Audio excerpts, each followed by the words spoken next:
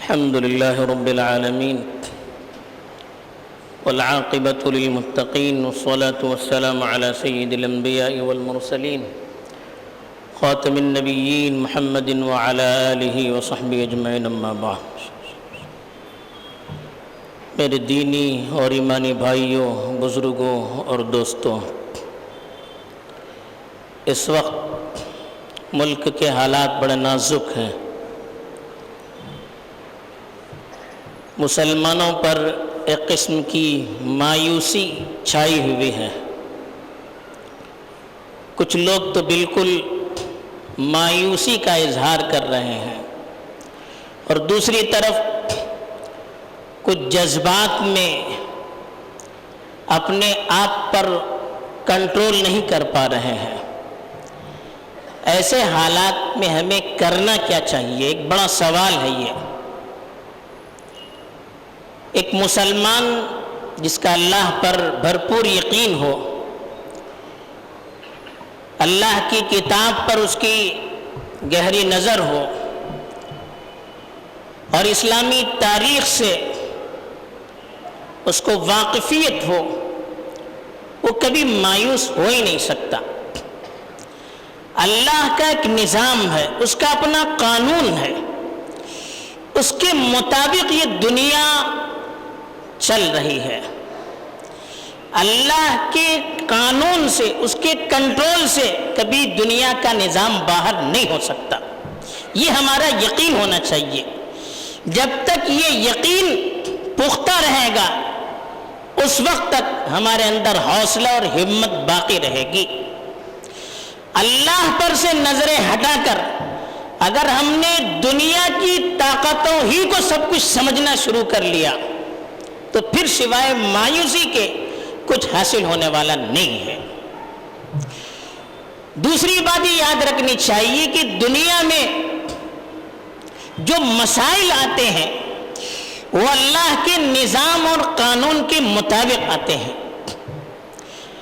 مسلمان اللہ کے حکم کے تابع ہوتا ہے، اور مسلمانوں کی زندگی کے مطابق قوانین نافذ ہوتے ہیں۔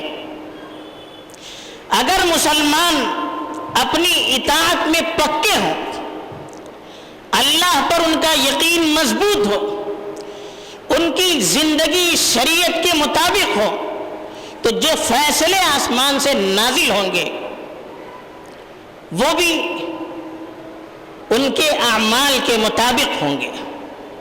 فیصلے ایسے ہوں گے جس سے ان کو خوشی ہوگی، جس سے انہیں اطمینان ہوگا، جس سے ان کے اندر ہمت اور حوصلہ پختہ ہوگا۔ اگر مسلمانوں کی زندگی شریعت سے دور ہوتی چلی جائے گی، مسلمان اللہ کی زمین پر اللہ کا قانون چھوڑ کر اپنی منمانی اور دوسروں کے طور طریقے کو سامنے رکھ کر زندگی گزارنا شروع کر دے گا، تو پھر اللہ کی طرف سے جو قانون نافذ ہوگا، جو اللہ کی طرف سے فیصلے نافذ ہوں گے، وہ مسلمانوں کی منشا کے خلاف ہوں گے۔ صاف قرآن مجید میں اللہ تعالیٰ نے ارشاد فرمایا ہے، وَكَذَلِكَ نُوَلِّي بَعْضَ الظَّالِمِينَ بَعْضًا بِمَا كَانُوا يَكْسِبُونَ۔ ظلم کی ہم شکایت کرتے ہیں، ظالموں کی ہم شکایت کرتے ہیں، ظالمانہ فیصلوں کی ہم شکایت کرتے ہیں، لیکن یہ ظلم بڑھتا کیوں ہے؟ یہ ظالموں کو نافذ کیوں کر کیا جاتا ہے؟ ظالموں کو مسلط کیوں کر کیا جاتا ہے؟ ظالمانہ فیصلے کیوں کر نافذ کیے جاتے ہیں؟ اس پر ہم شریعت کی روشنی میں غور نہیں کرتے ہیں۔ قرآن نے صاف طور پر ارشاد فرمایا کہ اسی طرح سے ہم ظالموں کے عمل کی وجہ سے، ان کی کرتوتوں کی وجہ سے ان پر ظالموں کو مسلط کر دیتے ہیں۔ دنیا میں اگر ہمارے اعمال ظالمانہ ہوں گے، کیا مطلب ظالمانہ؟ شریعت کے خلاف جو بھی عمل ہوگا وہ ظلم کہلائے گا۔ الذین آمنوا ولم یلبسوا ایمانہم بظلم اولئک لہم الامن۔ اللہ تعالیٰ نے ارشاد فرمایا کہ جو لوگ ایمان لے آئے اور اپنے ایمان کے ساتھ ظلم کو انہوں نے خلط ملط نہیں کیا تو ان کے لیے یقیناً امن کی زندگی ہوگی اور وہی ہدایت پر ہوں گے. یہ صاف اللہ تعالیٰ نے ارشاد فرمایا. تو صحابہ نے پریشان ہو کر اللہ کے رسول صلی اللہ علیہ وسلم سے پوچھا کہ اللہ کے رسول ہم میں کون ایسا ہو سکتا ہے جس نے کبھی ظلم نہ کیا ہو, جس نے کبھی شریعت کی خلاف ورزی نہ کی ہو؟ تو اللہ کے رسول صلی اللہ علیہ وسلم نے فرمایا یہاں ظلم کا مطلب شرک ہے, بڑی بغاوت ہے, بڑی خلاف ورزی ہے. تو ظلم شریعت کے خلاف کیے جانے والے سارے اعمال پر اس کا اطلاق ہوتا ہے. تو ظالم اگر دنیا میں ہوں گے تو ان پر ظالم بادشاہ مسلط کیے جائیں گے, عوام اچھی ہوگی تو اچھے بادشاہ ان پر مسلط کیے جائیں گے. اگر ہم ظلم کا شکار ہوں گے, ہماری زندگی شریعت کے خلاف ہوگی, ہم آپس میں بٹ کر رہیں گے, منتشر رہیں گے, ہم غیروں کی تہذیب کے مطابق زندگی گزارنے لگیں گے, غیروں کے قانون پر راضی ہو جائیں گے, تو پھر ظالمانہ فیصلوں کا نفاذ بھی ہم پر ہوگا. یہ اللہ کا قانون ہے, اس قانون کے مطابق ہمیں اپنے حالات کا جائزہ لینا ہے. مسلمانوں کی کمزوری یہ ہے کہ ظلم کی شکایت کرتے ہیں, ظلم پر روتے ہیں, لیکن ظلم ہوتا کیوں ہے اس کا جائزہ نہیں لیتے ہیں. اپنی کیا کمزوریاں ہیں, ان کمزوریوں کو کیسے دور کیا جائے اس کا ہم جائزہ نہیں لیتے ہیں, اپنا حساب خود نہیں لیتے ہیں. مسلمان ہندوستان میں 100% دوسروں پر بھروسہ کیے ہوئے ہیں, یہ سب سے بڑی غلطی ہے. اپنا 100% اعتماد دوسروں کے ہاتھ میں دے دیا ہے, اپنے فیصلوں کے لیے دوسروں کو اختیار دے دیا ہے. 70 سال سے یہی بھگتتے آ رہے ہیں, اور اگر یہ حالت رہی تو اور حالات بد سے بدتر ہوتے چلے جائیں گے. جب تک ہم دوسروں کو اپنا حکم بناتے رہیں گے, دوسروں کو اپنا مالک اور دوسروں کو اپنا مشیر اور مربی سمجھتے رہیں گے, تو حالات جو ہو رہے ہیں اس سے 1000 گنا بدتر اور ہوتے چلے جائیں گے.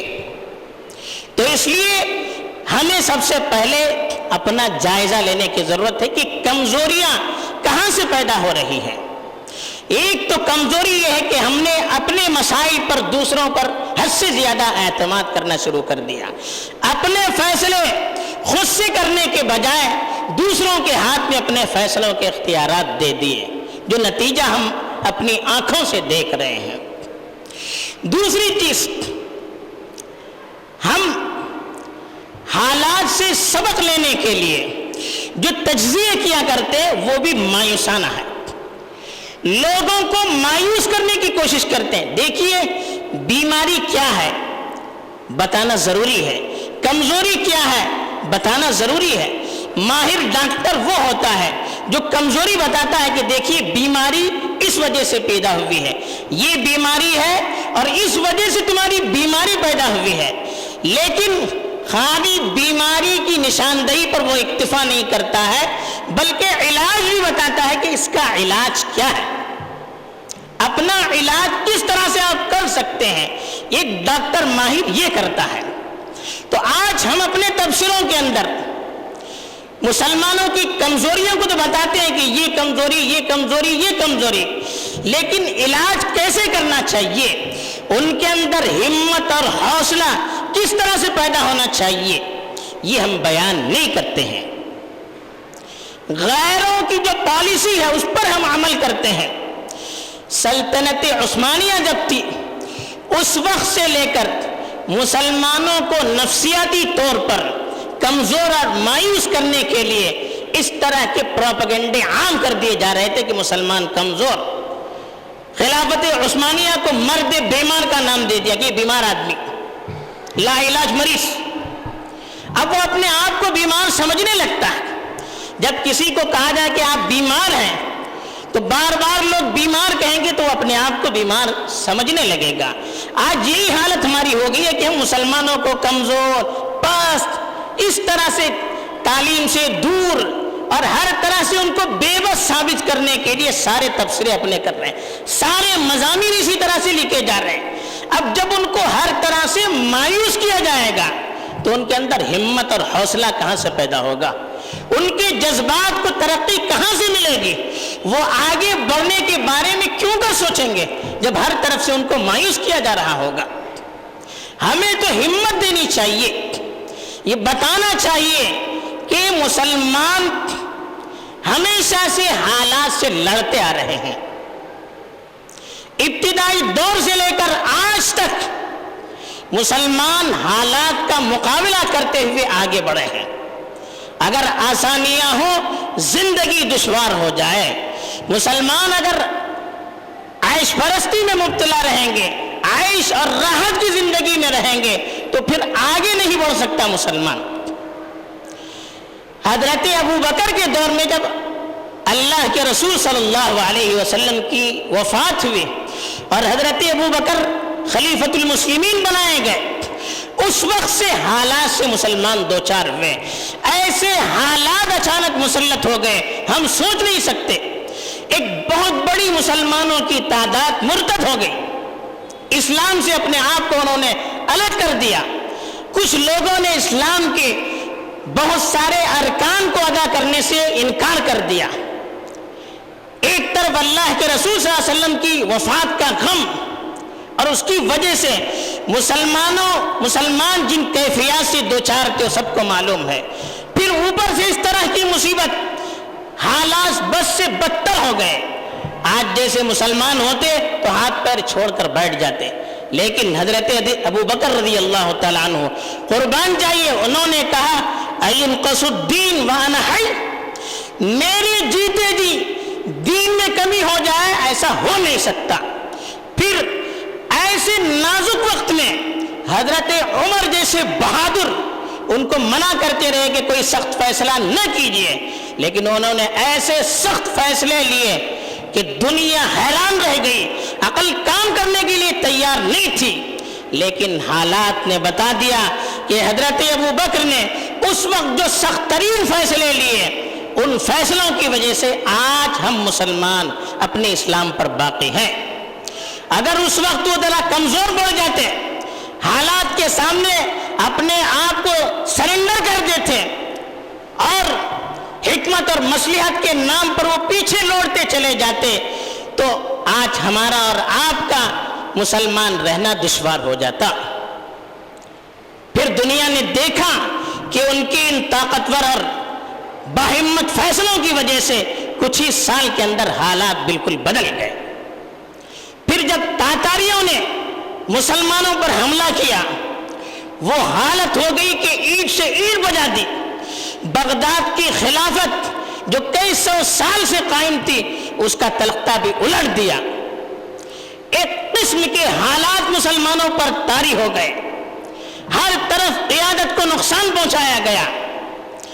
اس وقت کے جو حالات تھے تاریخ پڑھنے والے سمجھ سکتے ہیں کہ کتنا نازک مرحلہ تھا، لیکن مسلمان اس ماحول میں بھی اپنے آپ کو مایوس نہیں کر پائے۔